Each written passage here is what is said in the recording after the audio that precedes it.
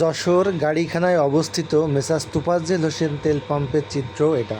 তেলের অপেক্ষায় মানুষ ঘন্টার পর ঘন্টা লাইনে দাঁড়িয়ে আছে।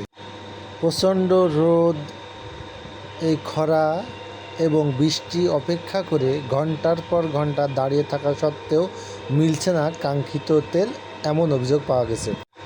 দায়িত্বরত ট্যাগ অফিসারের একক প্রচেষ্টায় নিয়ন্ত্রণ করা যাচ্ছে না বিশৃঙ্খলা। এতগুলো গাড়ি, 1000 গাড়ি হলেও কিছু করার নেই। এদিকে কোনো সিরিয়াল না। এইদিকে তো আপনারা এইমাত্র এসে লাইন করলেন। আমি 10 মিনিট পর বলে যাচ্ছি এদিকে সিরিয়াল না, তারপরেও কেন আপনারা দাঁড়াচ্ছেন?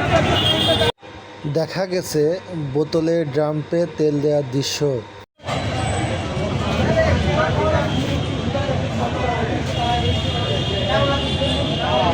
অনেককে আবার দেখা গেছে উল্টো পথে ঢোকার চেষ্টা করতে। কেউ কেউ আবার স্থানীয় প্রভাব দেখিয়ে এবং রাজনৈতিক পরিচয় দেখিয়ে উল্টো দিকে ঢুকে তেল নিয়েছে। পুলিশ প্রশাসনের তেমন কোনো তৎপরতা দেখা যায়নি। তেল নিতে আসা সাধারণ জনগণ প্রশাসনের হস্তক্ষেপ কামনা করেছে।